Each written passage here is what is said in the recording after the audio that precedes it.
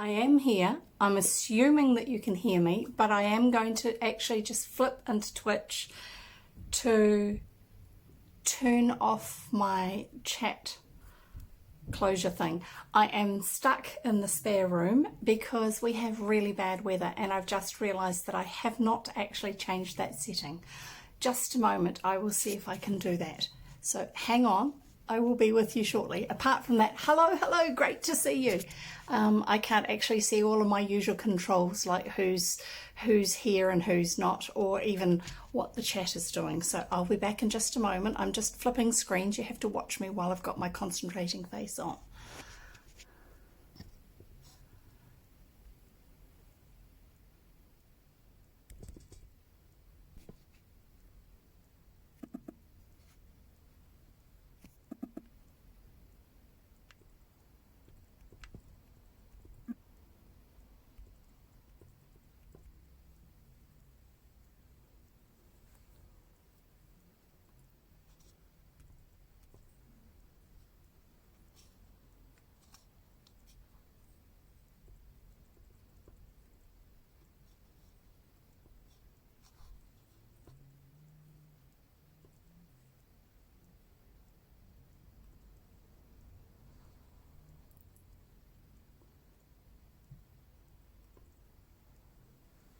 Nearly there.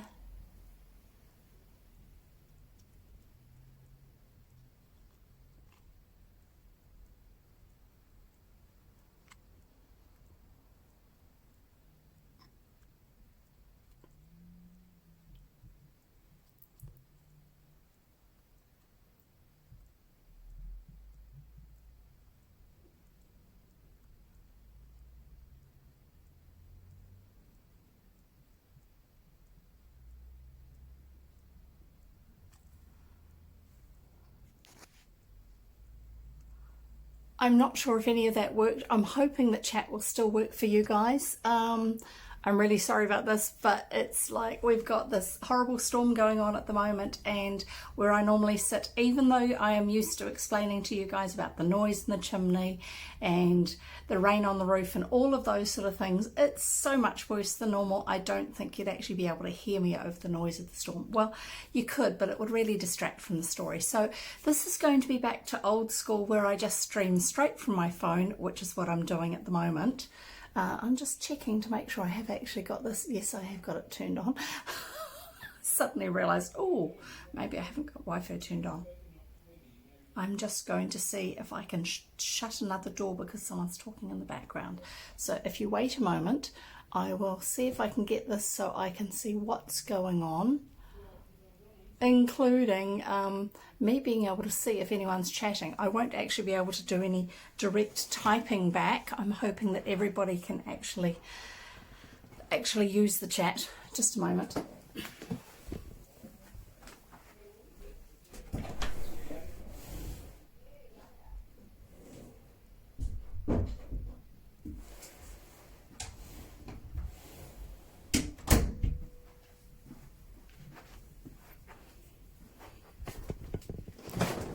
Right, I'm down at the other end of the house, and I'm not quite sure how much you heard, but I could hear voices through the door from the room next to me because I have somebody in the house who has a very loud voice, and there's not a lot I can do about that.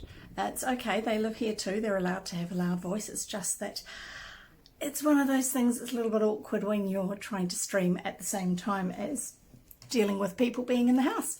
So I'm just going to have a quick look, see if my iPad mini has some way I can message somebody else in the family who can just check some things for me. So just hold on.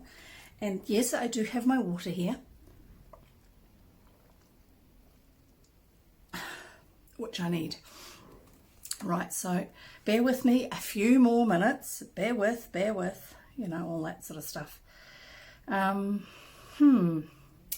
Let's see.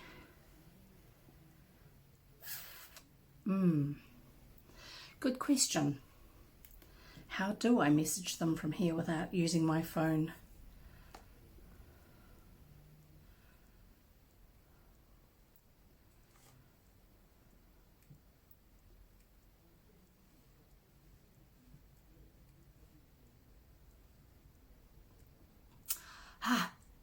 it's so much more complicated than what you expect it to be. I'm just going to adjust this angle a little bit.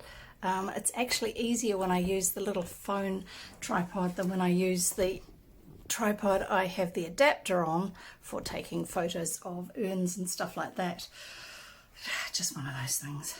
Anyway, let's see if this will let me install it.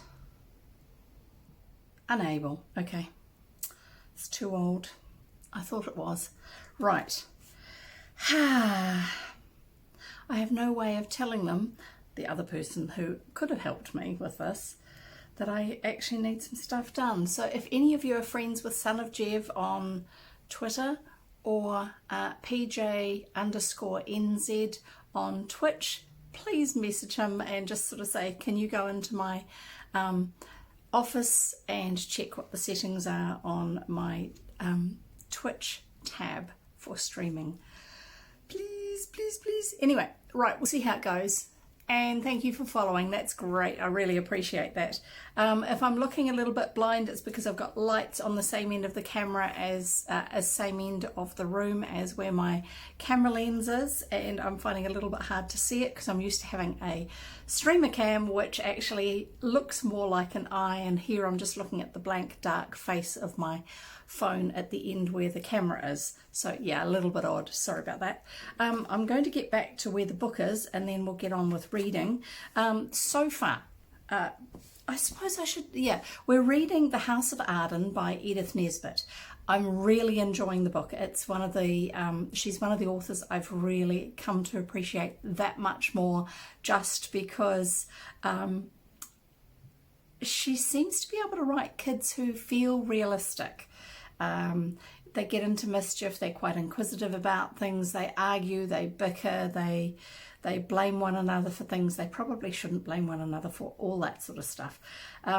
Yeah, they feel very real to me, but they still have these wonderful magical based adventures. So they're based in, the children's lives are described in the stories. I'm giving this explanation just in case you're new here, so that's those who are familiar with being here with what I do will already be familiar with what the story background is.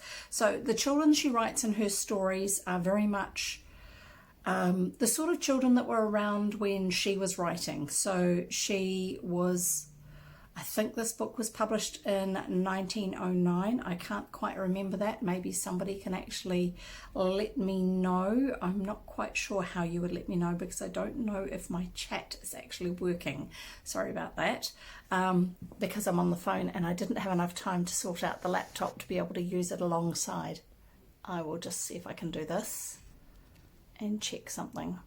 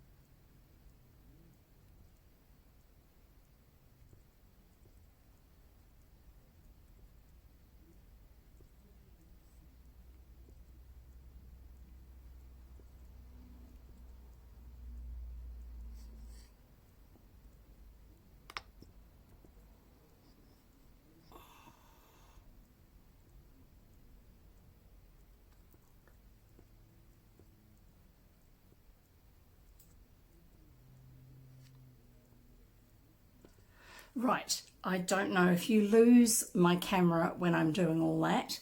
I'm trying to use another app in the background, so that will be another thing. I'm going to have to watch through this afterwards, unlike what I usually do. I just sort of edit it and stick it online, and edit's just trimming it and cutting off the starting soon screen, which we don't have today. So I will be interested to find out what's actually happened when I try and do a few things on my phone, because I may have to do a bit more streaming like this direct via phone, when we do our next trip, we are hoping to go and visit family further down the country sometime in the next few months. Anyway, so back to the story. We are reading The House of Arden. It's the first of two books in this. There are only two books in this series. It's written by Edith Nesbit. She was, like a lot of our readers, a lot of our authors, in some ways a little bit revolutionary, a little bit unusual, because her attitude to children seemed to be that they were not just to be seen and not heard, which was the traditional Victorian thing we hear about. She was more inclined to make sure that in the stories they kind of got a bit of a voice of their own, where they could explore ideas, they could find out things for themselves, they could learn from life experience. That she has, and similar with our previous author we've just been reading, which is another Edith Howes, who was a New Zealand author. She was born in England, but grew up in New Zealand, lived the rest of her life in New Zealand, and she was also an educator, but she believed that children needed to learn as much as possible from hands-on life experience as part of their process, instead of being stuck at desks that were rigidly in rows and being wrapped over the knuckles when you spelt something wrong and all this sort of stuff. Her idea was that as much as possible, because she was teaching young children, they needed to get their hands onto things and experiment with them and fiddle around and learn from them. An early proponent of the Maria Montessori teaching method, which actually included a lot of those sort of ideas. And so she brought a lot of changes into the early stages of New Zealand education, the education for young children, among other things. So that's Edith Howes, that's that particular author. But the one that we're currently reading is Edith Nesbit, E. Nesbit, and she was English. She lived in, I think she lived most of her life in England, but I can't be certain of that. My memory's not very good for some things when I'm on the spot. Sorry about that. And I grew up with some of her books, such as The Railway Children, which a lot of us are actually familiar with, because we know her book, The Railway Children, often from TV series or TV movies. They're ones that people have a tendency to like creating as something that we can watch to enjoy. Probably because a lot of us who are media makers in the past, I am not professional, so I can't really claim myself as being one of the we, but still. A lot of media producers have fond memories of the reality of the children that they were reading about when they were growing up. So, like I've been saying, she also seemed to believe that children needed to have a chance to find things out for themselves. Yes, parents and teachers can tell you something, but a lot of the way they were educating at the time that she was writing involved, if it wasn't the poorer working class families in England, the rest of the children that she was referring to generally were the sort of the middle class band where there was a little bit of money. Often the story involved trying to restore lost family fortunes, blah blah blah. But there's often references to learning Latin or maths, which seemed to be quite complicated stuff, which some of it is. Learning classical poetry by rote, where you could just recite it because it was the done thing to do. So the children often actually express this frustration with the type of schooling that they've got. I'm trying to get my head in such a way that I haven't got too much reflection on my glasses. And it kind of lines up more with the way I see the world, where as much as possible, children do need to learn from real life. They need to also learn that there are consequences to the choices that they make. And that we saw very, very clearly when we were reading especially the first book of the Samoyed series. That was a series of 3 books. 5 Children in It is the first book in the Samoyed series. The Samoyed is the Sand Fairy. And then the second one was The Phoenix and the Carpet. And then the third one was The Story of the Amulet. Now, in the Samoyed series, it's involved with wishes. Each of those books has some aspect of being able to wish for things involved, the magical effect in the story. But the Samoyed book that we first get to know, Five Children and It, very, very clearly makes it apparent that the children need to think more about what they just wish for. So often we say, oh, I wish it was like this, I wish it was like that. And they have such, we do. It's a common thing. And the part of the story is teaching us the consequences of what we say. And so the children actually learn to be a lot more cautious about what they express out loud, and how they express it. And that there are consequences when you wish for something that you think is going to be marvellous. Having all the money in the world, well, not all the money in the world, but that sort of equivalent sort of statement being made in the story, and then it happens for 24 hours. They get that happening for a full day, and suddenly it's actually not as wonderful as they thought it was going to be. So she spends a lot of time actually helping the readers to recognise there is actually we need to take time and think about what it is that we are expressing out loud and our attitudes to things. So in this particular book, The House of Arden, the children have an opportunity to find out a little bit more about something. Once again, we are trying to restore the fortunes of the family. It seems to be a common theme of Ms. Nesbit's. But in this one, there is a condition for them being able to explore what has happened to the family fortunes, and that is that nothing can magically happen until they have had 3 days, oh, there's my special number, 3 days without an argument. And it's this brother and sister, and they hadn't realized how much they were actually getting into arguments unintentionally. Just by the way, I'm finding this a little bit odd because I'm looking at my phone, and my phone, for when I'm streaming, mirrors me, and you know, like a selfie shot type thing, except it's video. And I'm not used to that. When I'm streaming on my computer, it actually shows me what it looks like the way you see it, not the way it would be if I'm holding up a selfie camera. And it's rather odd for me because I'm not used to seeing my movements in this mirror form. I'm used to seeing them the way you do, which feels a lot more real to me. Anyway, doesn't matter. We'll ignore that and carry on. So I'm going to give you an introduction. I am Jev. I read old children's books. And today I'm reading an old children's book off an old iPad mini, a first generation iPad mini, which was handed down to me as a lovely gift once somebody else actually had some other technology that they were able to use.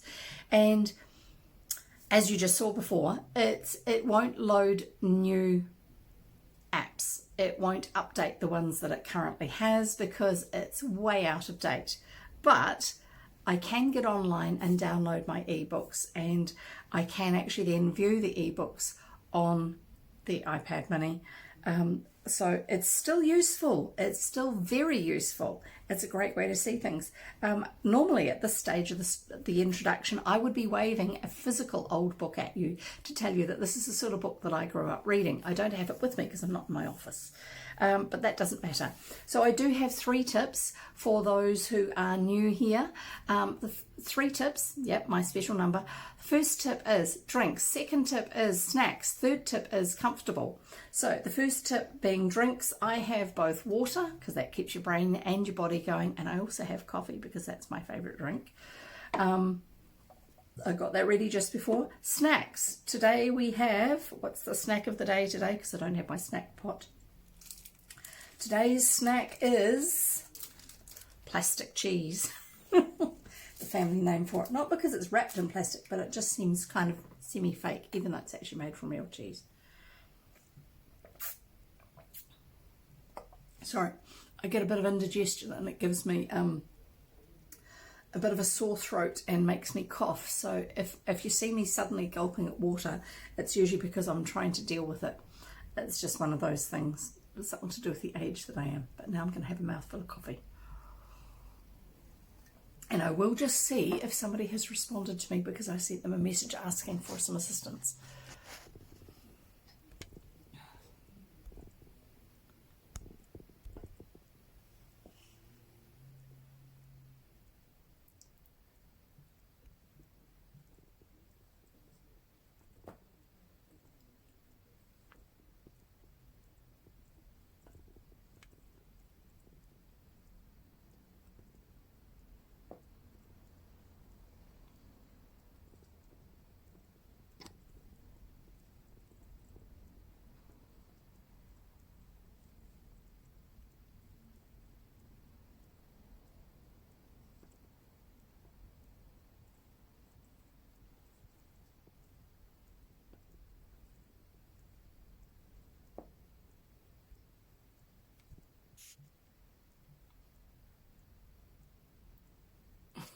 just sending a message. They had actually replied, but I don't get to see that unless I swap into my other app. So we'll see what happens. Hopefully they will let me know what's going on.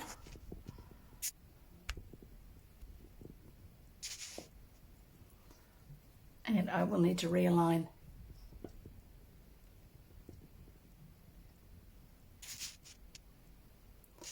my phone because I've gone and moved it.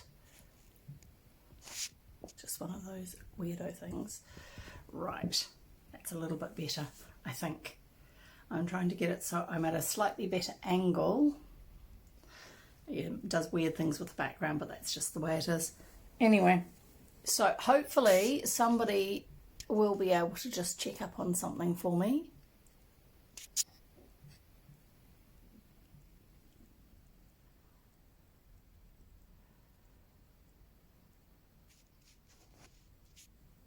Right, so I will be having to check up on this later on to see if it actually still keeps broadcasting me when I can't see my broadcast screen. I don't know. We'll see what happens. So 1 was drinks, 2 was snacks, which I've shown you, and 3 is comfort. And normally I would wave at you a purple coloured cushion. This sort of purple coloured cushion which has flocking over it, which is kind of like fuzzy stuff, but just in a pattern instead of the whole surface. So today I have a lovely fuzzy purple blanket. Anyone would think that purple was my favourite colour. It's not intentionally. I thought my favourite colour was blue, but I actually find that I do like purple and I use it a lot. It's a very comfortable colour for me because I tend to use the dark form of it. Anyway, enough of that sort of just chit-chat random stuff. I'm going to carry on with... What am I going to carry on with? I'm going to carry on with what I'm actually doing. Oh, there's Q. Hi. I've actually just realised I hadn't pulled up chat on my screen. I can't actually type, but I can actually see it if I lean in, if you see me frowning at you like this. Thank you, Jonathan, for hosting me. That's wonderful. I don't know if any of you guys can actually type in my shout out command, which is exclamation SO space and then their screen names. So Q, are you able to try that for Jonathan's Gamecast, please? I'd just appreciate it if people could actually see the sort of stuff that he usually does. Hi, I'm well. It's great to know you guys are here, and I'm so sorry I can't even provide you with... Yay, that worked! Oh, thank you, PJ. I can't even provide you with a jigsaw puzzle today. No weirdo starting soon screens or any other bits and pieces, and I can't even check it on my iPad because it doesn't show me Twitter. I could open the browser on it, but then I'd have to actually get out my second factor login, two-factor login special thing that's on my phone once again, and all that sort of stuff because I haven't logged in on the iPad. Anyway, so I'm just going to ignore that. Yeah, I don't know if Q actually has. Oh, sorry. I think PJ was able to post it for you. Yeah, thank you for asking him. PJ, if you can shout out coleslaw as well, Q. Just because I think that's one of the mod only commands. Sorry about that. If most of my commands are general, but there are a few that are mod only. Sorry. So you can try, the ones you can try for me are, thank you, PJ. The rest of you guys who are watching, you folks who are watching, you can try exclamation hi, you can try exclamation Discord for those who don't know my Discord link, and it should be working these days. And I will have to put the images in from today's reading there because, no, that's another mod only one. Bother! I'm going to have to change those so you guys can do it as well. Discord, I think, works. Try that one, please. Oh no, it did work. It just had a delay on it. That's great. Wonderful. Thanks. So I'm going to have to try and get the illustrations from today's reading into the Discord server because apart from waving the screen at you like I used to do, I've got no other way of showing them to you. And they won't be particularly clear because they're going to pick up the light that I'm using over here, my normal photography light. Well, it's not a proper photography light. It's just a couple of Philips LED bulbs because they don't give me any flicker. But it just means that the room lights aren't quite so weird lighting me up. Anyway, so there you go. Oh, okay, so PJ actually got the high one to work. Sorry, I didn't realise. Yeah, there's a list of different mods. If someone types, not mods, commands, exclamation commands, it will give you the link to my Stream Elements chat commands, and you will see which ones. This is, any of you can do that. It's not just PJ can do that. And it will then if you follow that link to my commands, you can see which ones are general public ones and which ones are my mod only ones, and what they actually are that you can type.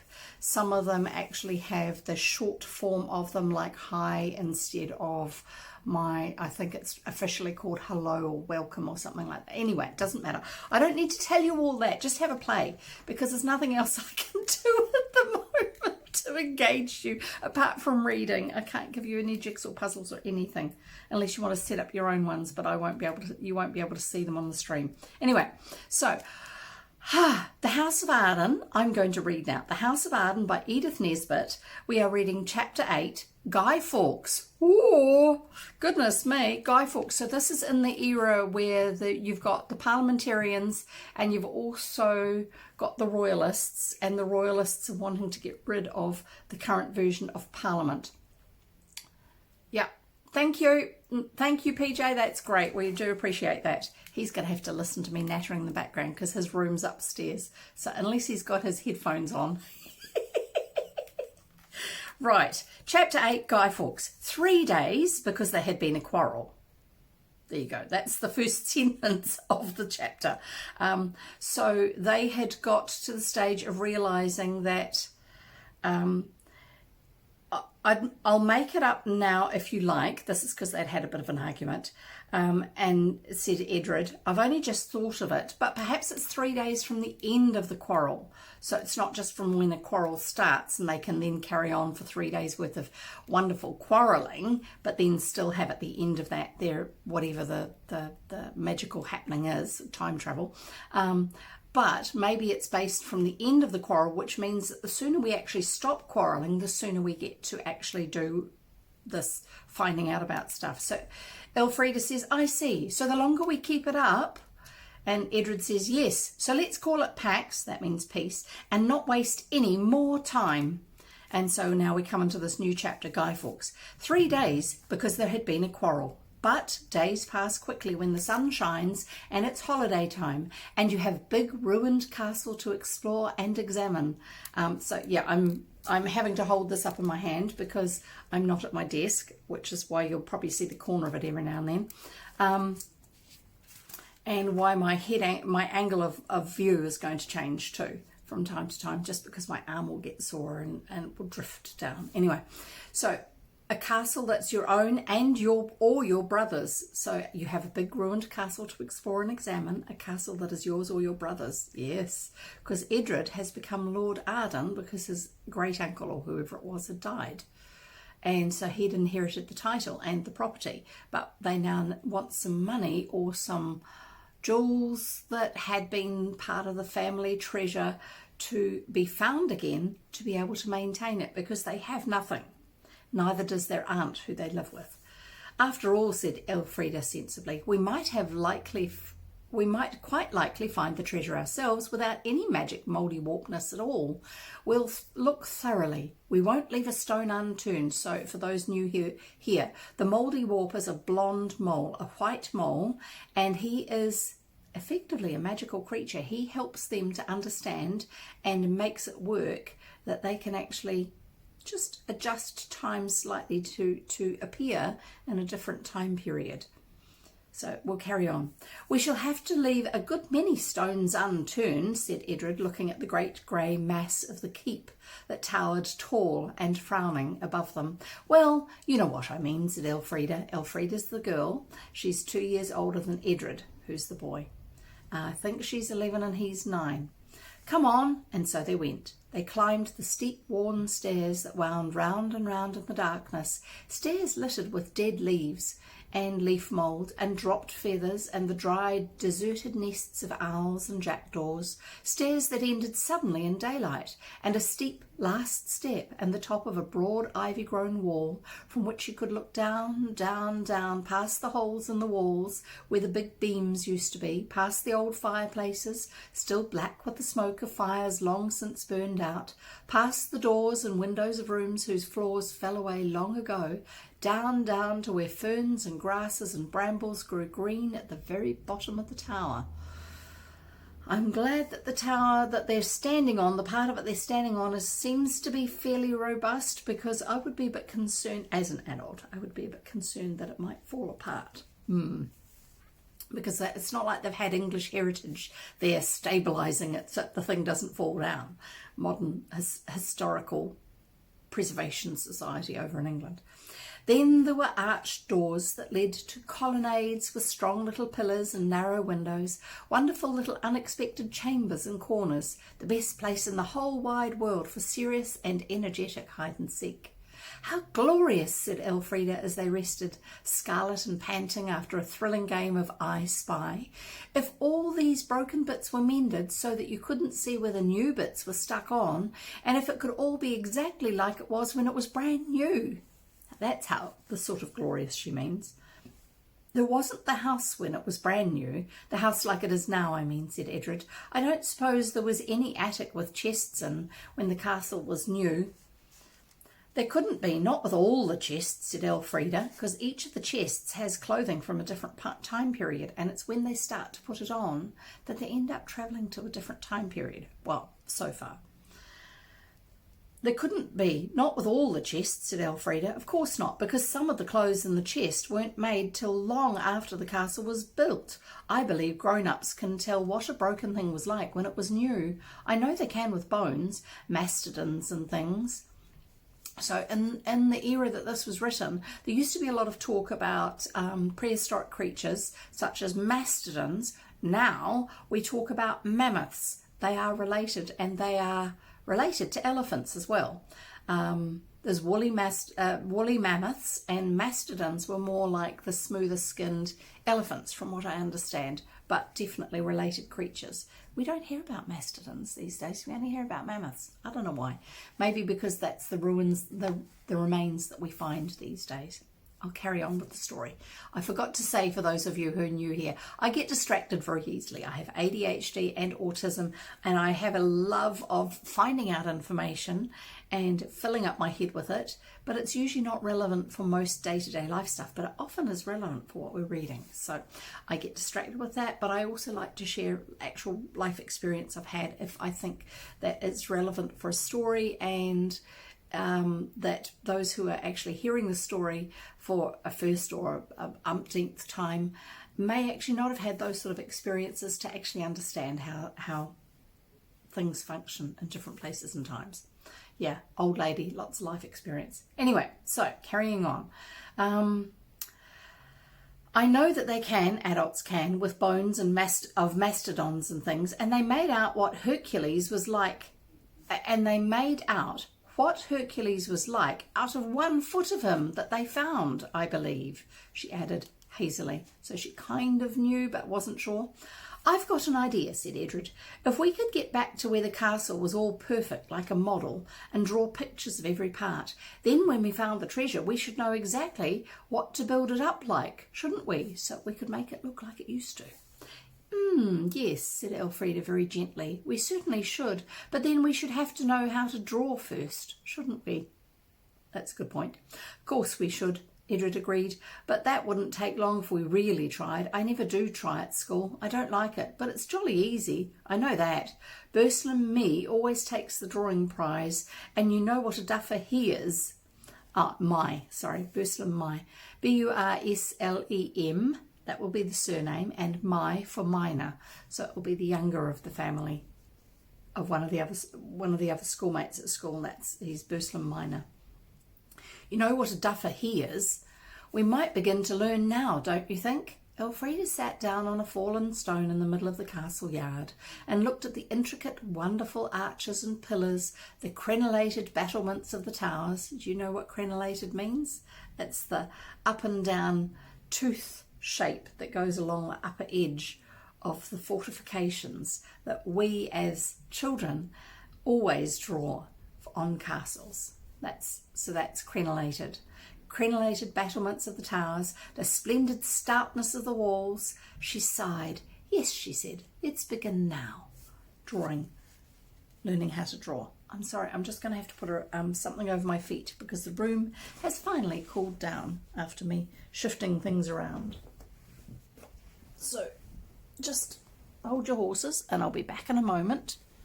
I'll try not to rattle the camera too much. We'll see. Just putting a blanket over my feet and my knees. There, that's better.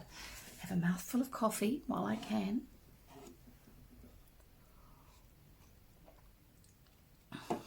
Right, carrying on.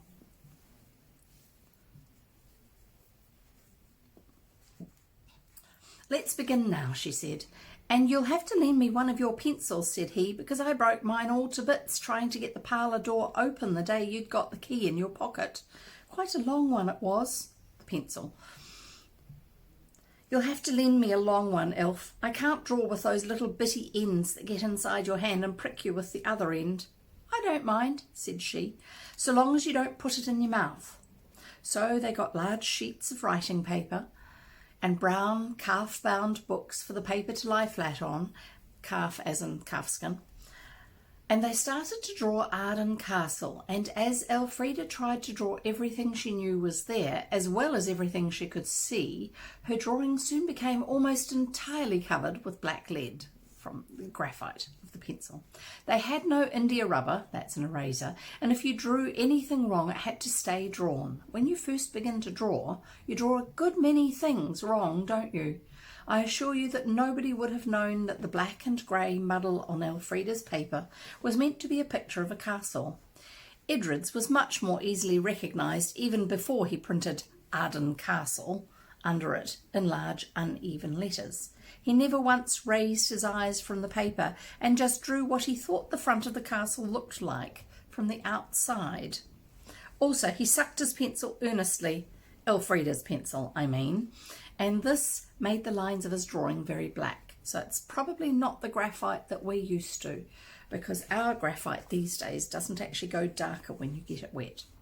There, he said at last, it's ever so much liker than yours. Yes, said Elfrida, but there's more in mine. It doesn't matter how much there is in a picture if you can't tell what it's meant for, said Edred with some truth. Oh dear, I think they're heading for another quarrel. Now in mine you can see the towers and the big gate and the windows and the twiddly in and outness on top. I think that's the crenellations. Yes, said Elfrida, but, well, let's do something else. I don't believe we should either of us learn to draw well enough to rebuild Arden by. Not before we've found the treasure, I mean. Perhaps we might meet a real artist, like the one we saw drawing the castle yesterday. In the past, I mean. And get him to draw it for us and bring the picture back with us. And, oh, cried Edred, jumping up and dropping his masterpiece and the calf-bound volume and the pencil. I know, the brownie. Do you know what he's talking about? I think I do. Yes, take it with us. Then we could photograph the castle. All perfect. Now, I'm just going to interrupt here because this is something I do know. Look up a box brownie camera. Go on, do. And see what you can find. You can even possibly, I'm not sure, share a link in the chat. If not, then type in the name of the website you found the picture on, or if it's a Google search, type in the search term that you used into the chat, and so the others who are listening today or watching it later on can actually go and have a look at what a box brownie looks like. And remind me over in the Discord server to actually post a picture of it, unless one of you do, which is fine, I don't mind. Right, actually, if any of you go to Wikisource, I think it's Wikisource. No, actually, Project Gutenberg. If someone types in exclamation PG for Project Gutenberg, if you go there and look up the House of Arden, A-R-D-E-N, and then look at the HTML version of the book online, you will actually be able to see the pictures of the story. We haven't come to any yet, but if anyone who is a member of the Discord server wants to save some of those pictures and then post them in the channel that we've got on the Discord server for this current book, you're most welcome to. You don't have to wait for me to post them up there, because that's where I got the pictures from. And yes, they are available to be able to be used. So anyway, I'm going to carry on reading, but don't forget, box brownie is a type of camera. Right. I know what they like because my grandmother used to have a few of them.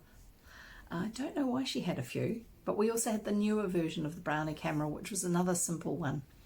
Anyway, they were the ones that didn't have to be used by a photographer with the extending front on it that was sort of like a concertina shape on it and things like that. Look, hang on, I'm just going to lean in so I can read the chat. Oh yeah, it looks like the ones I learned about in post-secondary when I studied photography a bit ago. Yes, I think the box brownie was the first really popular ordinary person camera, one that could be used by people who didn't have the skills to understand about focus and all that sort of stuff. Yeah. Great nifty little camera, very useful, quite clunky in its own way, but also very, very simple. Anyway, I'm going to carry on with reading. Right, not many moving parts either. That was part of it. So we could take a photograph with the castle. Then we could photograph the castle, all perfect, but we can't take it with us, said Elfrida. Can't we, said Edred. That's all you know. Now I'll tell you something. That first time, a bit of plaster was in my shoe when we changed, and it was in my shoe when we got there. And I took it out when we were learning about Dog's Delight, and I flipped it out of the window, and when we got back and I'd changed and everything, there was that bit of plaster in my own shoe. If we can take plaster, we can take photographs. Cameras, I mean. This close and intelligent reasoning commanded Elfrida's respect, and she wished she had thought of it herself. But then she had not had any plaster in her shoe. So she said, sorry, I have 2 boxes and a folding brownie. They're great. Oh, that's wonderful. Good on you, Jonathan. There was one that got popular in England and another in America, I believe. I can't recall if it's the same in both. Yes, I don't actually know who they were, who did the different ones from that era, but they were actually something that was quite a useful thing. And yes, there was a small folding camera, not the really big ones on the tripod that were wooden boxes that photographers use, but there was a small foldable one, which is what Jonathan's referring to, having a folding brownie. They're really cool cameras. One of the things that always intrigued me with the box brownie was the fact that if you wanted a portrait photo taken, you held it up a certain way and you looked through one viewfinder, and if you wanted a landscape photo taken, you turned it over and looked through a different viewfinder to actually see what it was you were going to take the photo of. Quite clever. Yeah, for what it was. Right, carrying on. So then she had not had any plaster in her shoe, so she said, "You're getting quite clever, aren't you?" I hope she's not being sarcastic.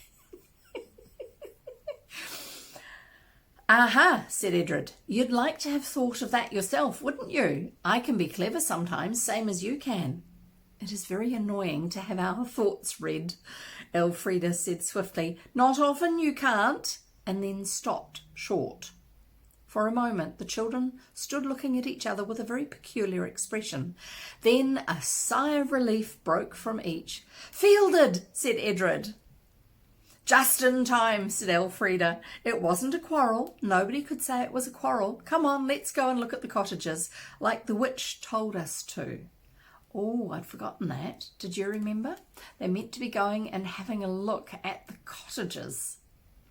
They went. They made a tour of inspection that day and the next and the next, and they saw a great many things that a grown-up inspector would never have seen.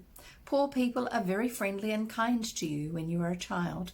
They will let you come into their houses and talk to you and show you things in a way that they would never condescend to do with your grown-up relations. This is, of course, if you are a really nice child and treat them in a respectful and friendly way. Edred and Elfrida very soon knew more about the insides of the cottages round Arden than any grown-up could have learned in a year. They knew what wages the master of that house got, what there was for dinner, and what oftener there wasn't, how many children were still living and how many had failed to live. Yeah, that was not an unusual thing back then. They knew exactly where the rain came through the rotten thatch in bad weather and where the boards didn't fit and so let the drafts in, and how some of the doors wouldn't shut, some wouldn't open, and how the bedroom windows were as often as not made to open at all. And when they weren't visiting the cottages or exploring the castle, they found a joyous way of passing the time in the reading aloud of the history of Arden. They took it in turns to read aloud. Elfrida looked carefully for some mention of Sir Edward Talbot and his pretending to be the Chevalier St. George. There was none, but as Sir Edward Talbot had been accused, with the Lord Arden of the time, of plotting against His Most Christian Majesty King James I. Okay. I wonder if he was like my Edward Talbot, said Elfrida. I would like to see him again. I wish I'd told him about us having been born so many years after he died, but it would have been difficult to explain, wouldn't it? Let's look in Green's history book and see what they looked like when it was His Most Christian Majesty King James I. That's a good thought. See if it's likely to be the same person. If they had had portraits done at the time. Perhaps it was this which decided the children, when the 3 days were over, to put on the clothes which most resembled the ones in the pictures of James I's time in Green's history. That's a thought. Edred had full breeches, puffed out like balloons, and a steeple-crowned hat, and a sort of tunic of crimson velvet, and a big starched ruff around his little neck, more uncomfortable even than your Eton collar is after you've been wearing flannels for days and days. Flannels were casual school and out-of-school clothing in this era for the sector of society that these children are from. Sorry, I'm just picking bits off my clothing so it's not distracting on the camera, although me picking it off is, that the boys would have been wearing. And when you were going to school for formal, proper stuff, not sports time, you wore an Eton collar, and it was a particular style of collar that was quite uncomfortable if you'd been wearing casual clothes. Here you go. And if you're interested in Edward Talbot's trial, the record will be available free online. I have to admit I haven't read that one. Yes, I was just thinking that this period that they're talking about is right in part of what Jonathan's doing. Now, just another related interruption here to explain something, which is why I was asking PJ to actually do the shout out for Jonathan. Jonathan reads Tudor historic documents. So these will be letters between different people, these will be court records and a whole lot of other things like this, as well as books about the time period, but especially source documents from that particular period. He reads copies of these documents, and that's part of what he does when he's on Twitch.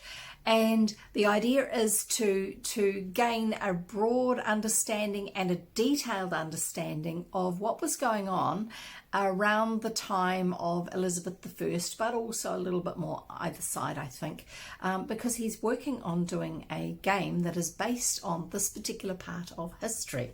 So I'm finding it intriguing. I was wondering if this Edward Talbot was actually a real person and if it was to do with anything in the period that Jonathan's been studying.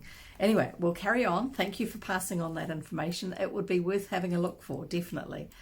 Although I think the children in the book would have found it a little bit much, because it would be an actual record rather than a précis of what had happened at the time. So the children are going to wear clothes from that era. Jonathan probably has a very good idea of what they look like, because he will have also seen copies of paintings and etchings and things like this from that era. So here they are going to find these clothes and put them on. Perhaps it was this which decided the children, when the 3 days were over, to put on the clothes which most resembled the ones in the picture of James I's time in Green's history book. Edred had full breeches puffed out like balloons, and a steeple-crowned hat, and a sort of tunic of crimson velvet, and a big starched ruff round his little neck, more uncomfortable even than your Eton collar is after you've been wearing flannels for days and days. And Elfrida had long, tight stays with a large flat-shaped piece of wood down the front, and very full, long skirts over a very abrupt hoop. Yes, definitely. Just the era.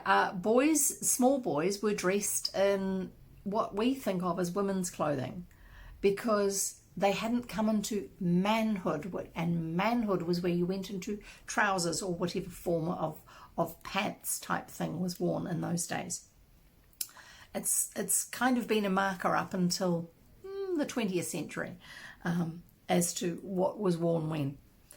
When the 3 days were over, the door of the attic, which as usual after a quarrel had been quite invisible and impossible to find, had become as plain as the nose on the face of the plainest person you know, and the children had walked in and looked in the chests till they found what they had wanted.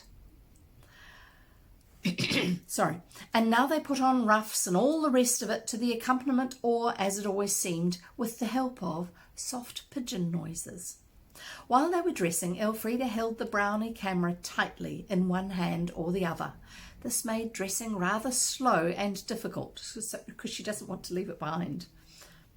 But the children had agreed that if it were not done, the brownie would be, as Edred put it, liable to vanish, as everything else belonging to their own time always did, except their clothes. I can't explain to you just how it was that their clothes didn't vanish. It would take too long, but it was all part of the magic of white feathers, which are, as you know, the clothes of white pigeons. And the Mouldiwarp has influence over white things. The colour white, not specifically skin. That's just a... Anyway, ignore that aside. I've just realised that the reason why I gave the explanation on the brownie is because at the time of writing, this author would have known what one was very clearly, obviously, but also the author's audience would have been very, very familiar with brownie cameras.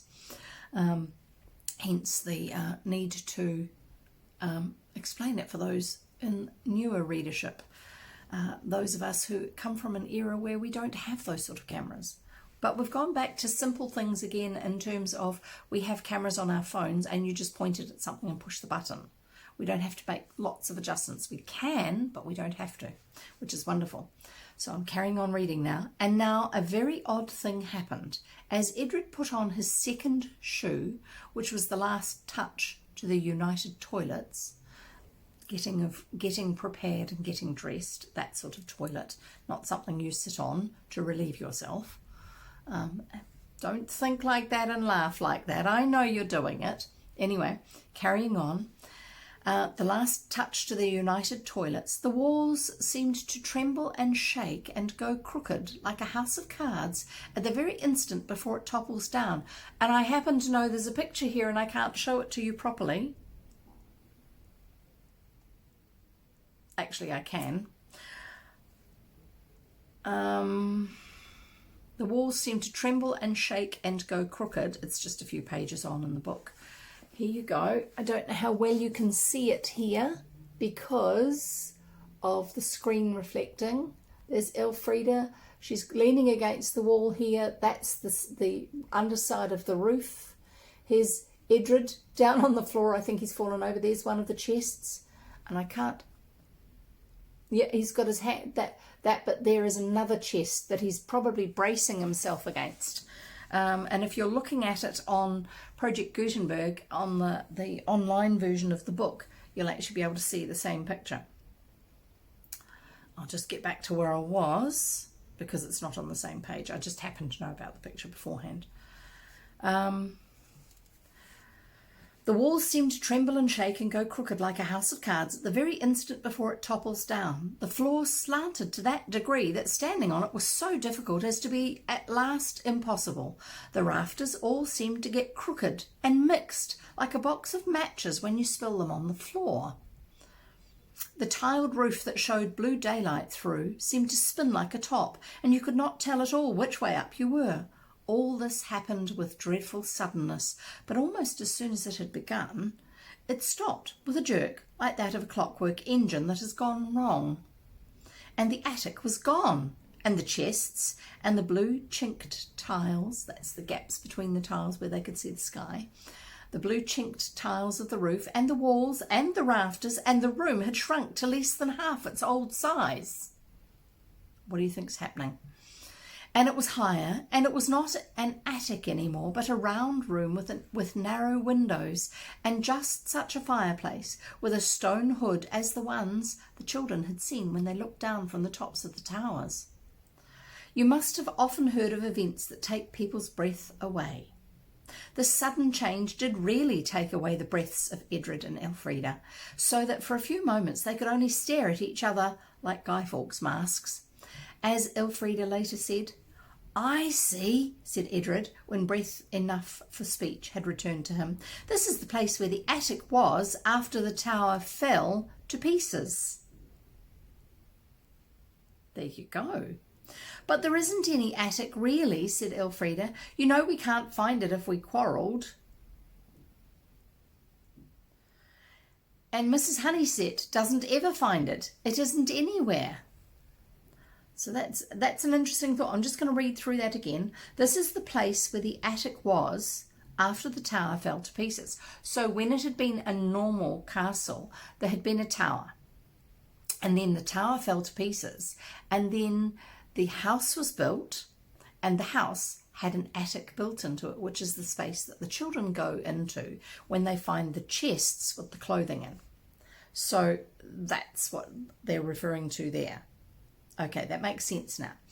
And then Elfrida's saying, but there isn't an attic really, because Mrs. Honeysett can never find it, and we can never find it after we've quarrelled, and all this sort of stuff. So therefore it isn't anywhere in real life. "Yes, it is," said Edred. "We couldn't find it if it wasn't." "That's a good point." "Well," said Elfrida gloomily, "I only hope we may find it, that's all. I suppose we may as well go out. It's no use sticking in this horrid little room." Her hand was on the door, but even as she fumbled with the latch, which was of iron, and of a shape to which she was wholly unaccustomed, something else happened even more disconcerting than the turnover change in which the attic and the chests had disappeared. It is very difficult to describe. Perhaps you happen to dislike travelling in trains with your back to the engine. If you do dislike it, you dislike it very much indeed. It makes your head ache and gives you a queer feeling at the back of your neck, and makes you turn so pale that the grown-up people with whom you are travelling will ask you what is the matter, and sometimes heartlessly insist that the buns you had at the junction, or the chocolate creams pressed into your hand at the parting hour by Uncle Fred or Aunt Imogen, are the cause of your sufferings. Yes, sometimes they do get a bit like that, don't they? The people, the adults. The worst feeling of all is that terrible sensation as though your heart and lungs and the front part of your waistcoat were being drawn slowly but surely through your backbone and taken a very long way off. Ooh, this is uncomfortable. The sensations which now held Edred and Elfrida were exactly like those which, if you don't like travelling backwards, you know only too well, and the sensations were so acute that both children shut their eyes. The whirling feeling and the withdrawing waistcoat feeling and the headache and the back of the neck feeling stopped as suddenly as they had begun, and the two children opened their eyes in a room which Edred at least had never seen before. Hang on, so they've gone in the clothing, they had gone to a space, and now they've gone to another space. This is odd. Excuse me, I'm just going to get a little bit more comfortable the way I'm sitting. Yeah, I normally, when I'm working on the computer at home, I usually have my hair clipped back out of the way so it doesn't tickle me, which is why I end up rubbing my ears. And also I'm an itchy sort of a person anyway. So I'm just trying to get it so it's out of the way. Right. To Elfrida, it seemed strange yet familiar. The shape of the room, the position of the doors and windows, the mantelpiece with its curious carvings, these she knew, and some of the furniture too. Yet the room seemed bare, barer than it should have been. But why should it look bare, barer than it should have been, unless she knew how much less bare it once was? Unless, in fact, she had seen it before. "Oh, I know," she cried, standing in her stiff skirts and heavy shoes in the middle of the room.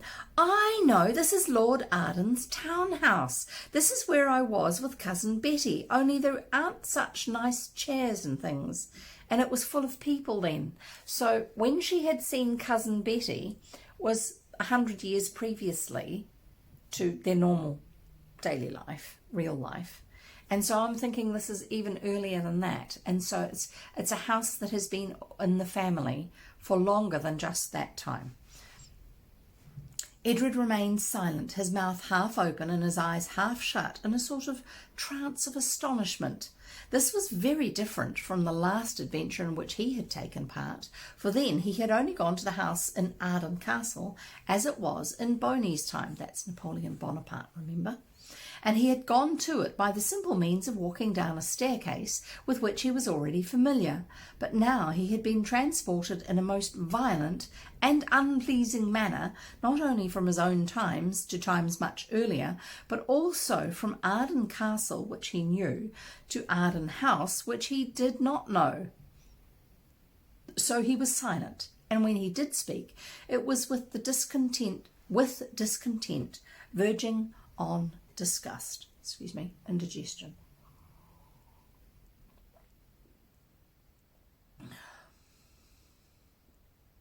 Sorry. I'll just have a little bit of cheese, it'll help.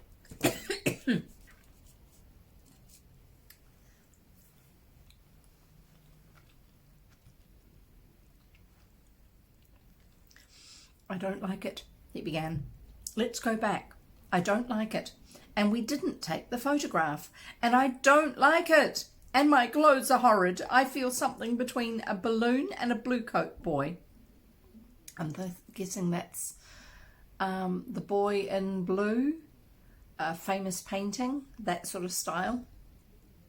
"And you've no idea how silly you look, like Mrs. Noah out of the Ark, only tubby, and I don't know who we're supposed to be, and I don't suppose this is Arden House, and if it is, you don't know when. Suppose it's Inquisition times and they put us on the stake. Let's go back. I don't like it," he ended. Just remember, Edred's a little bit younger, so he's not quite as sure of himself when he's in an unfamiliar situation. "Now you just listen," said Elfrida, knitting her brows under the queer cap that she wore. "I know inside me what I mean, but you won't unless you jolly well attend." "Fire ahead."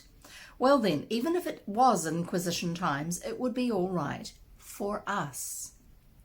"How do you know?" "I don't know how I know, but I know I do know," said Elfrida firmly. "You see, I've been here before." "It's not real, you see." "It is," said Edred, kicking the leg of the table. "Yes, of course, but look here. You remember the water shoot at Earl's Court, and you were so frightened." "I wasn't." "Yes, you were, and I didn't half like it myself. I wished we hadn't, rather. And when it started and we knew we'd got to go on with it, oh, horrible. And when it was over, we wanted to go again, and we did. And it's been so jolly to remember. See, this is like that. Sorry, I'm just carrying on with the cheese. I don't understand a single word you say, said Edred. This isn't a bit like the water chute or anything, now is it?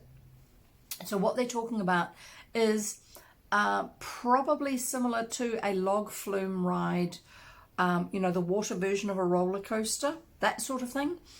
So Earl's Court was a place that had a whole lot of entertainments available of varying sorts, kind of like a permanent fair, I think, but it was sort of indoors. Somebody can look that up and correct me, but it sounds familiar. I've come across it. I think it's something that's referred to in some of the other books I read for my own self, not online.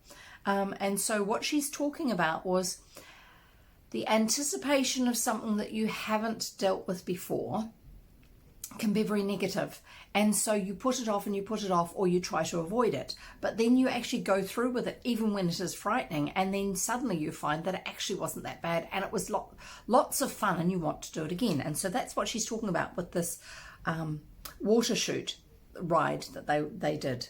And so she's saying to him, remember how it was frightening before, and then we did it just because it was too late to back out of it, and now we want to keep going back and doing it. So that she's saying, let's just, you might be finding this hard, but I've been here before, it wasn't actually that bad, so let's go through with that, and you might find it's not as bad overall as what you think it is. So he says, this isn't a bit like the water chute or anything, now is it? Elfrida frowned. Afterwards she was glad that she had done no more than frown. It is dangerous, as you know, to quarrel in a boat, but far more dangerous to quarrel in a century that is not your own. Oh, they might get stuck somewhere if they are there, if they can't do time travel for 3 days after they finish quarrelling. Oh, She frowned and opened her mouth. And just as her mouth opened, the door of the room followed its example, and a short, dark, cross-looking woman in a brown skirt and strange cap came hurrying in.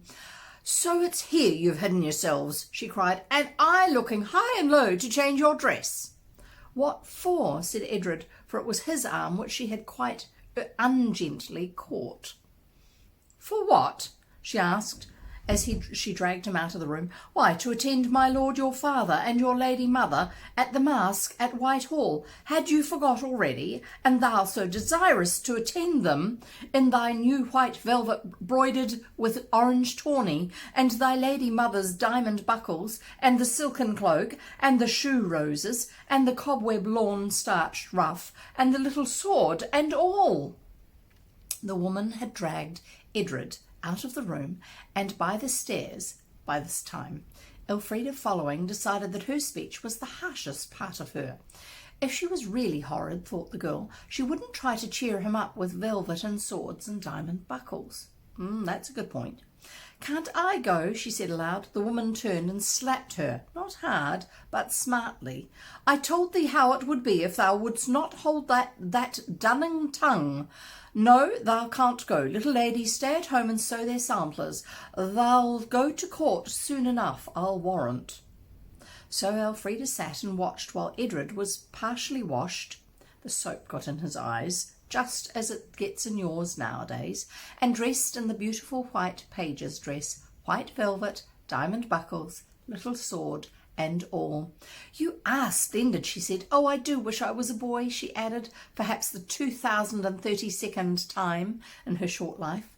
It's not that thou'll be wishing when thy time comes to go to court, said the woman. There, my little lord, give thy old nurse a kiss, and stand very cautious and perfect.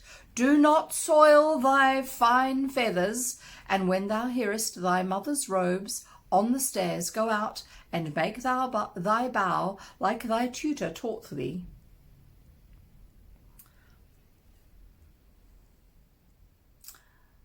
Ah, yes, good. I'm going to give you a picture in a moment. It was not Edred's tutor who had taught him to bow, But when a rustling of silks sounded on the stairs, he was able to go out and make a very creditable obeisance to the stately magnificence that swept down towards him. Elfrida thought it best to curtsy beside her brother.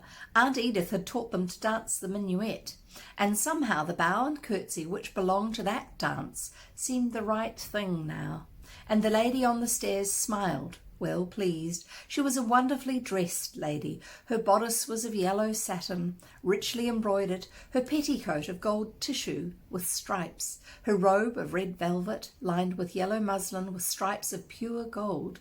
She had a point lace apron and a collar of white satin under a delicately worked ruff, and she was a blaze of wonderful jewels. "Thou art a fine page indeed, my dear son," said the lady. "Stand aside and take my train as I pass. And thou, dear daughter, so soon as thou art of an age for it, thou shalt have a train and a page to carry it for thee." And here we go back to the picture. Back just because I'm trying to find it for you. No, not that. That.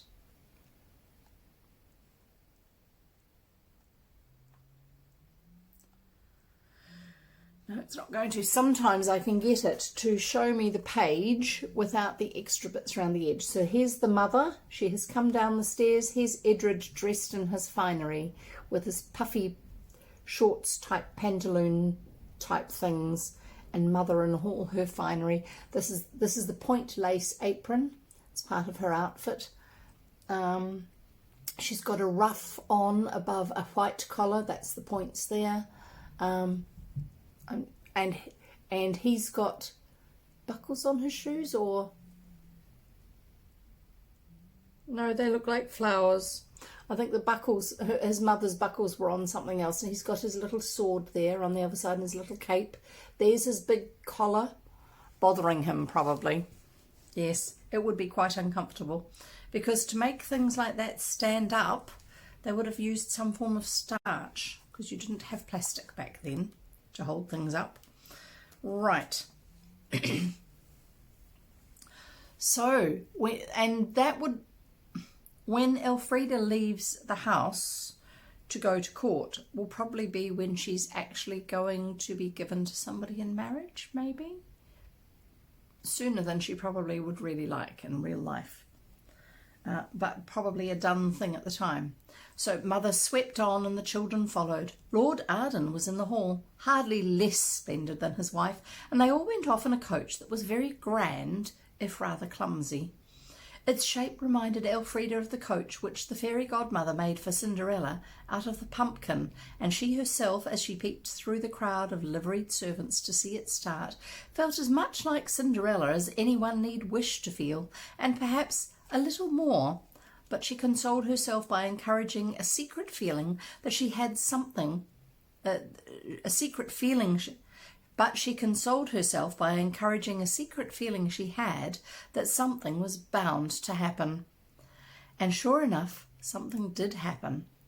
And that is what I'm going to tell you about. I own that I should like to tell you also what happened to Edred, but his part of the adventure was not really an adventure at all, though it was a thing which he will never forget as long as he remembers any magic happenings. "We went to the king's house," he told Elfrida later. "Whitehall is the name. I should like to call my house Whitehall, if it wasn't called Arden Castle, you know. And there were thousands of servants, I should think, all much finer than you could dream of, and lords and ladies, and lots of things to eat, and bear baiting, and cock fighting in the garden." "Cruel," said Elfrida. "I hope you didn't look." "A little I did," said Edred. "Boys have to be brave to bear sights of blood and horror, you know, in case of them growing up to be soldiers. But I liked the mask best." Mask, M-A-S-Q-U-E.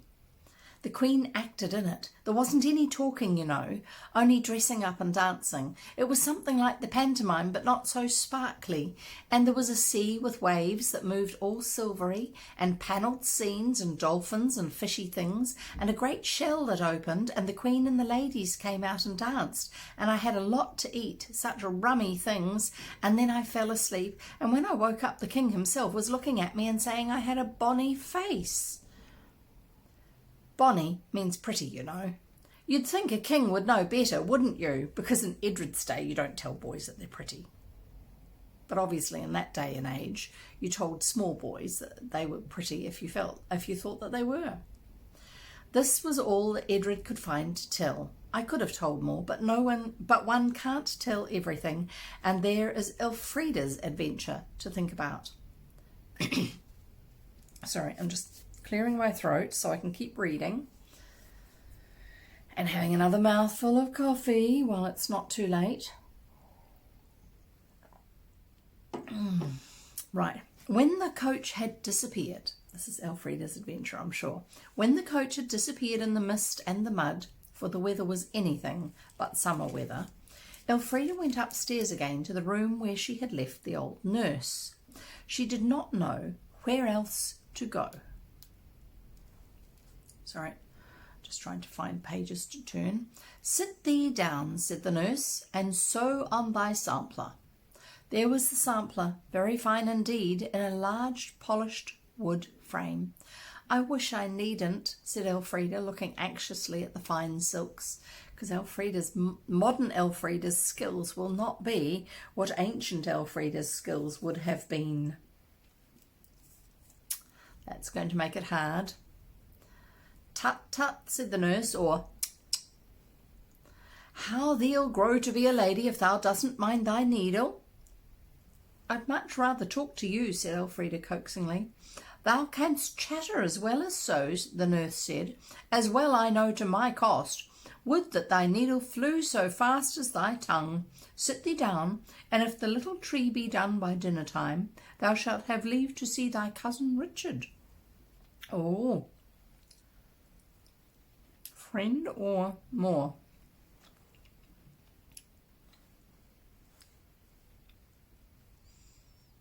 Sorry, cheese. I hope you've got your snacks and drinks ready. Go on, go and get them. If you haven't, you can take your phone with you and listen to me if you need to. I suppose, thought Elfrida, taking up the needle, that I am fond of my cousin Richard. The sewing was difficult and hurt her eyes, but she persevered. Yeah, because the lighting inside a house was probably not great, and the fabric that you were stitching into might have been quite fine, which meant it was hard work to actually see it well enough, unless you're a particularly short-sighted person, and you wouldn't have had glasses in those days.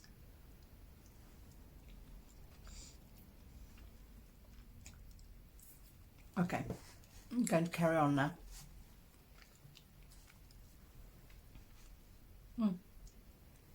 When I get the cheese out of the wrong part of my mouth. The sewing was difficult and hurt her eyes, but she persevered. Presently someone called the nurse, and Elfrida was left alone. Then she stopped persevering. Whatever is the good, she asked herself, of working at a sampler that you haven't time to finish, and that would be worn out anyhow years and years before you were born? The Elfrida who's doing that sampler is the same age as me and born the same day, she reflected, and then she wondered what the date was and what was the year. She was still wondering and sticking the needle idly in and out of one hole without letting it take the silk with it, when there was a sort of clatter on the stairs. The door burst open, and in came a jolly boy of about her own age. Thy task done, he cried. Mine too. Old Parrot Nose kept me hard at it, but I thought of thee, and for once I did all his biddings, so now we are free. Come, play ball in the garden. This, Elfrida concluded, must be Cousin Dick. And she decided at once that she was fond of him. There was a big and beautiful garden behind the house. The children played ball there, and they ran in the box alleys.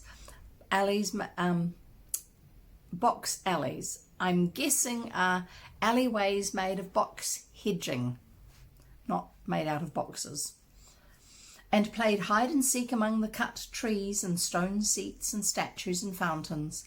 Old Parrot Nose, who was Cousin Richard's tutor and was dressed in black and looked as though he had been eating lemons and vinegar, sat on a seat and watched them, or walked up and down the flagged terrace with his thumb in a dull-looking book. When they stopped their game to rest on a stone step, leaning against a stone seat, Old Parrot-Nose walked very softly up behind the seat and stood there where they could not see him and listened.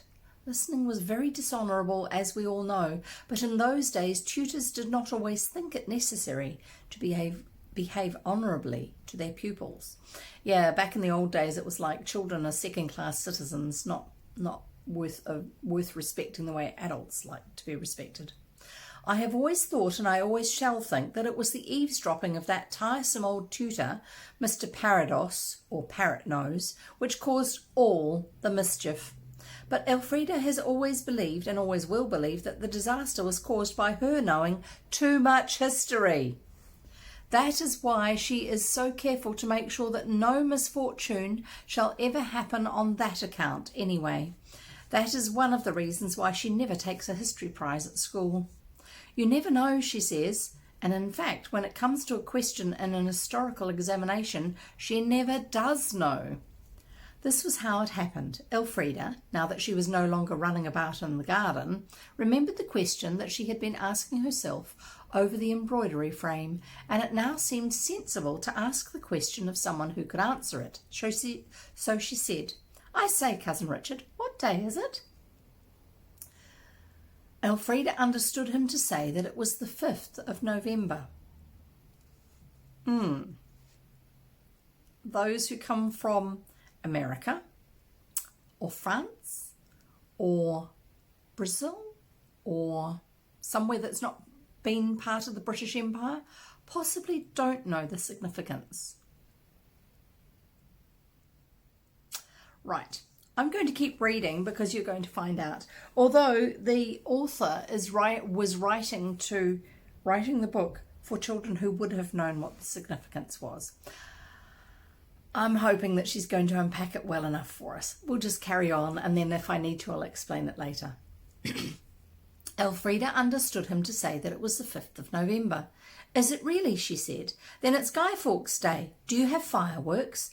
And in pure lightness of heart began to hum, "Please to remember the 5th of November, the gunpowder treason and plot. I see no reason why gunpowder treason should ever be forgot." "'Tis not a merry song, cousin," said Cousin Richard, "nor a safe one. 'Tis best not to sing of treason." "But it did not come off, you know, and he's always burnt in the end," said Elfrida. "Are there more verses?" said Cousin Dick. "No. I wonder what treason the ballad deals with," said the boy. "Don't you know?" It was then that Elfrida made the mistake of showing off her historic knowledge. "I know, and I know some of the names of the conspirators too, and who they wanted to kill, and everything." "Tell me," said Cousin Richard idly. "The king hadn't been fair to the Catholics, you know," said Elfrida, full of importance. "So a lot of them decided to kill him in the Houses of Parliament. They made a plot. There were a whole lot of them in it. They said Lord Arden was, but he wasn't, and some of them were to pretend to be hunting and to seize the Princess Elizabeth and proclaim her queen, and the rest were to blow the Houses of Parliament up when the king went to open them." "I never heard this tale from my tutor," said Cousin Richard, laughing. "Proceed, cousin." Sorry, I'm just going to check. I did end up seeing V for Vendetta again, and wow, very relevant to today. Yes, absolutely, because the idea behind it has so many parallels. It's kind of like almost like a mythical retelling, but around another story as well. Anyway, it's great. I really enjoyed it, and I do need to watch it again. I was trying to remember what the movie was I was going to rewatch because you'd mentioned it the other night when I couldn't sleep and I couldn't remember. So now you've mentioned it again, I shall carry on. Right. Thank you for mentioning that again, Q. That's great. "I never heard this tale from my tutor," said Cousin Richard, laughing. "Proceed, cousin." "Well, Mr. Piercy took a house next the Parliament House, and they dug a secret passage to the vaults under the Parliament Houses, and they put 3 dozen casks of gunpowder there and covered them with faggots. Faggots are bundles of firewood. And they would have been all blown up, only Mr. Tresham wrote to his relation, Lord Monteagle, that they were going to blow up the king and—" "What king, said Cousin Richard. King James the First, said Elfrida. Why, what? For Cousin Richard had sprung to his feet and old Parrot Nose had Elfrida by the wrist. He sat down on the seat and drew her gently till she stood in front of him. Gently, but it was like the hand of iron in the velvet glove, of which no doubt you have often read. Now, Mistress Arden, he said very softly, tell me over again this romance that you tell your cousin. Elfrida told it. And where did you hear this pretty story? He asked. Oh, and here's your picture. Old Parrot Nose had Elfrida by the wrist. There you go. There's Elfrida, and there's the tutor, old Parrot Nose, holding on to her wrist and trying to coerce her into telling him what the story is. Where are we now? Gasped Elfrida, who was beginning to understand. Oh dear. Here, in the garden. Where else? Said Cousin Richard, who had seemed to understand nothing of the matter. Here, in my custody, said the tutor, who thought he understood everything. Now tell me all, every name, every particular, or it will be the worse for thee and thy father. Come, sir, said Cousin Richard, you frighten my cousin. It is but a tale she told. She is always merry and full of many inventions. It is a tale she shall tell me again. It is a tale she shall tell again before those of higher power than I, said the tutor in a thoroughly disagreeable way. And his hand tightened on Elfrida's wrist. But it's history, cried Elfrida in despair. It's all in all the books. Which books? He asked keenly. I don't know. All of them, she sullenly answered. Sullenly, because she now really did understand just the sort of adventure in which her unusual knowledge of history, and to do her justice, her almost equally unusual desire to show off, had landed her. Now, said the hateful tutor, for such Elfrida felt him to be, tell me the names of the conspirators. It can't do any harm, Elfrida told herself. This is James the First's time and I am in it. But it's 300 years ago, all the same, and it's all has happened, and it can't make any difference what I say, so I'd better tell all the names I know. The hateful tutor shook her. Yes, all right, she said, and to herself she added, it's only a sort of dream, I may as well tell. Yet, when she opened her mouth to tell all the names she could remember of the conspirators, of the poor old gunpowder plot that didn't come off all those years ago, she found herself not telling those names at all. Instead, she found herself saying, I'm not going to tell. I don't care what you do to me. I'm sorry I said anything about it. It's all nonsense. I mean, it's only history, and you ought to be ashamed of yourself, listening behind doors. I mean, out of doors, behind stone seats, when people are talking nonsense to their own cousins. Elfrida does not remember very exactly what happened after this. She was furiously angry. And when you are furiously angry, things get mixed up and tangled up in a sort of dreadful red mist. She only remembers that the tutor was very horrid and twisted her wrists to make her tell, and she screamed and tried to kick him. That Cousin Richard, who did not scream, did, on the other hand, succeed in kicking the tutor. That she was dragged indoors and shut up in a room without a window so that it was quite dark. Hi, Aunt. Good to see you here. Great. We're in this setup here because we're in the middle of a storm in the part of New Zealand that I live in, and it's really, really, really loud in my office, and it was going to be so distracting because of the sound of the wind on the chimney and the rain against the roof above me, because that end of the house is where the wind is coming in from, and the drip from the chimney surround into the pot that's catching the drips and all that sort of stuff, that I'm in the spare room using my phone the way I used to do. And thankfully I've managed to get it so I can see chat, but I can't actually type anything or any of that sort of interactive stuff. So sorry about that. I can't even check up on what's going on in the background. Just the way it is. But good to see you here, and sorry there's no puzzle, but I'm going to carry on. We're reading. We're nearly at the end of it, and this is all I'm going to be reading today, unless it's a super short chapter after this one, but it's great to have you here. So where did I get to? So the tutor twisted her wrists to make her tell, and she screamed and tried to kick him. That cousin Richard, who did not scream, did on the other hand succeed in kicking the tutor. That she was dragged indoors and shut up in a room without a window so that it was quite dark. If only I'd got Edred here, she said to herself with tears of rage and mortification. I'd try to make some poetry and get the Mouldiwarp to come and fetch us away, but it's no use till he comes home. When he did come home, after the bear baiting and the cockfighting and the banquet and the mask, Lord and Lady Arden came with him, of course, and they found their house occupied by an armed guard.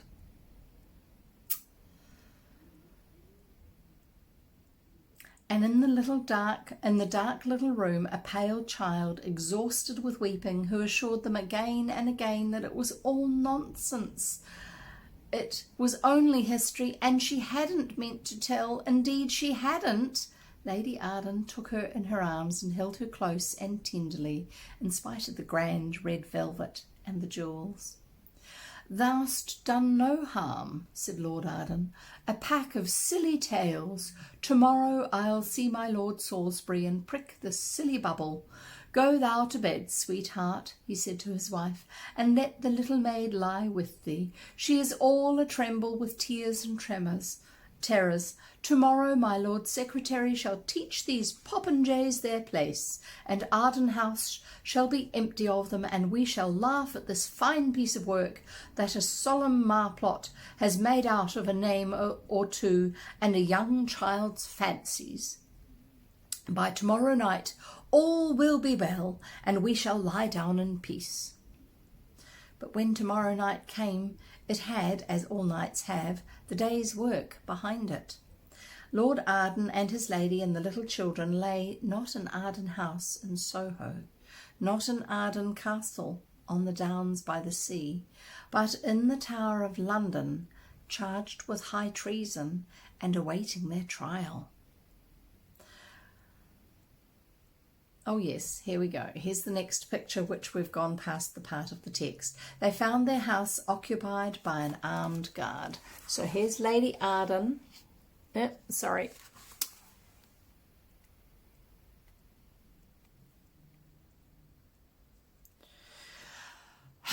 Now I've got to find the right chapter again, because for some reason I accidentally tapped.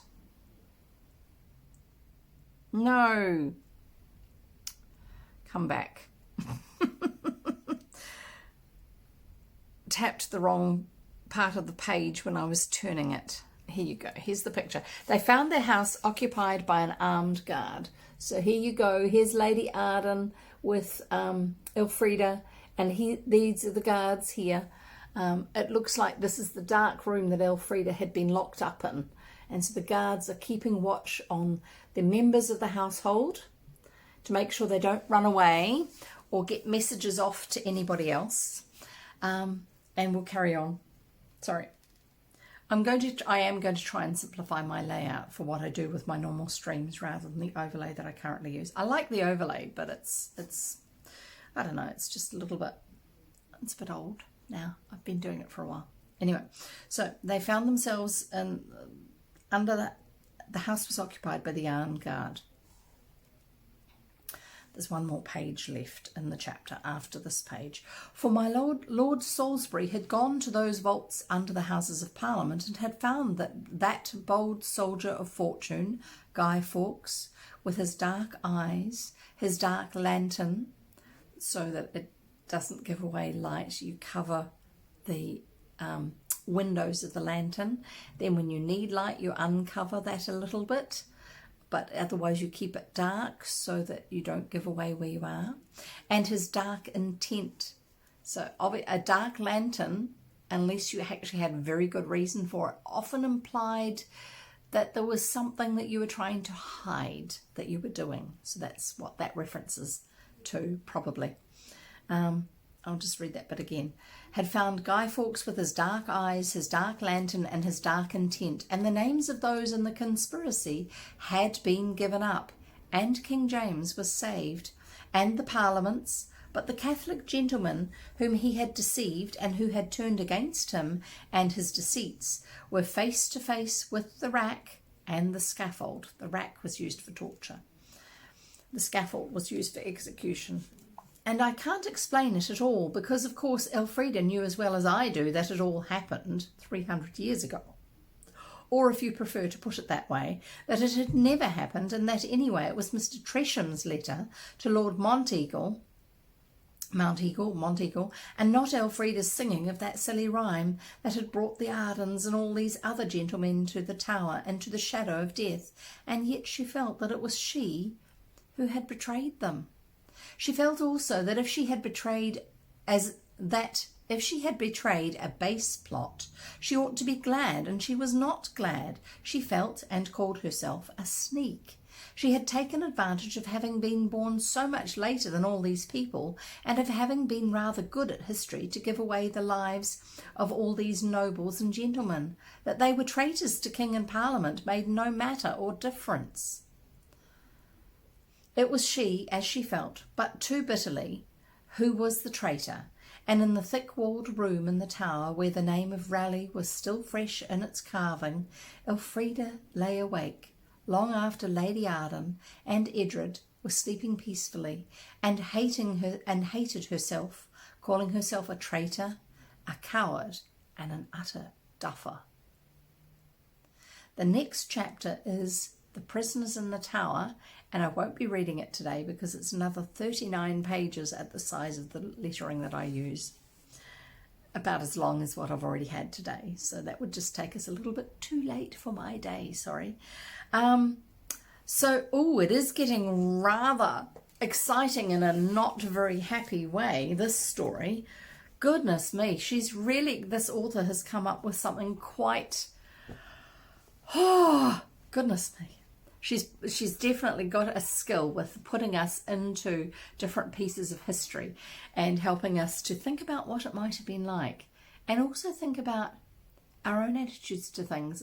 If we take for granted the ways we see the world now, and we haven't actually stopped to think about how that might be perceived by people from a different time period. That's a good point. I'm going to have to think about that. Anyway, so there you go. I hope you've had lots of fun. I hope you've enjoyed it. I hope that Q is feeling a lot better. I really do. I don't know. I haven't heard anything specifically. I hope you're getting better. And that everybody else is well at the moment. I shall be back. Here's my threes again. I read Monday, Wednesday, Friday, 3 p.m. New Zealand time. If you look on my Twitch channel, on my schedule page, it will show you what the time and day is for your time zone. And it will also show you for earlier in the week, what I've already done and what time frame that would be for your time zone as well. So if you're wondering, you don't even have to work it out. Just go to Twitch, go to twitch.tv/jevvv, JEVVVNZ, and the schedule page will show you correctly for your time zone. Yay, tested negative the other day, but still having symptoms. So a bit better and good news, but some road to go. Yes, keep looking after yourself. Give yourself plenty of rest, plenty of fluids, restorative foods, ones with a reasonable amount of protein, whatever form of protein you can take. If you're not vegetarian, then chicken noodle soup is always useful because it's easy to digest, but it gives you the proteins, the fats, and the other nutrients and stuff like that as a starting point. Don't just live on that. But also it means that if you're not doing lots of moving around, then the lower level of fibre that's in it is not going to cause you problems with food through your system. So anyway, but keep looking after yourself, and any time that you can get rest, take it. My dad's just got over COVID. My mum's in a rest home and she's now got it. but because she's vulnerable health-wise, they have been able to give her the antiviral, which doesn't get rid of it, but does tend to reduce the impact of a lot of the symptoms. So hopefully she's doing well. They phone me if they're concerned about anything, and I haven't heard anything, so that's good. Like I say, keep looking after yourself. To the rest of you who are out and about still, yeah, COVID is actually still an issue, so wear a mask when you're with other people. If not for you, then for them, because you don't know who's vulnerable in their lives, that you may be passing on germs that you may not get sick from, but people in their lives may do. So look after each other, and as well as yourself, which is important. We need to do it anyway, but it's just an extra reminder at the moment. I look forward to seeing you next time. I love having you guys here with me for when I'm reading. It's lots more fun than just reading to myself, even though I like reading anyway. And I look forward to seeing you next time, like I already said. If you are watching this on YouTube, you're welcome to join in on Twitch when I'm reading live. Normally I interact a lot more with the actual chat, apart from just talking to them. I actually type things into the chat window, and you get to do that if you're watching live on Twitch. If you're watching it on YouTube, you're most welcome to leave a comment, preferably a nice one, and like the video. If you have missed any parts of the story, then go to my YouTube channel, subscribe, and then look for my playlists section and look for whichever book it is that you're wanting to catch up on. So if I have just gone live with this on Twitch, then in about 2 weeks time you will get to see the recorded version over on YouTube. They're basically the same. Sometimes there's a little bit cut off the beginning when I have overlays working, just so you don't have to sit through 10 minutes of starting soon screens and stuff like that. But otherwise it's all there. Yeah, subscribe, follow, comment, like, all of those things. You can find me on Twitter, you can find me on Instagram, all of those things. You know, people talk about it. I don't do TikTok, and I don't do Snapchat, and I don't do any of those other things that I'm too old for that. I don't need all that. I mean, Twitch and Instagram are enough. Say hi if you see me around the internet anywhere. If you discover anything that you think is relevant to the stories that we're reading, come and join us on our Discord server, !Discord. If you put that into chat now, we'll give you the link. And then you can have a chat with us about it. You can also give suggestions for books that we can read in the future, as long as they're public domain books. I have not got permission to read any other books that are currently within copyright. I'm working on something at the moment. I hope I'll be able to, but no promises there. It's a big name author who is, their copyright is usually fairly thoroughly defended, but I'm just seeing what I can find out. I have actually made contact with somebody who's one of the estate representatives for the author, who's long dead now. Out of copyright in New Zealand, but not in England, because we have different copyright rules, and I don't want to violate that, because I want the books that they have written to be freely available to anyone who wants to listen, not have to have it so it's only available for people in certain locations. Great to have you here. Have a great rest of your day wherever you are, or night. Great sleeping, all of that sort of stuff, and I look forward to seeing you next time. And in the meantime, happy reading. Bye.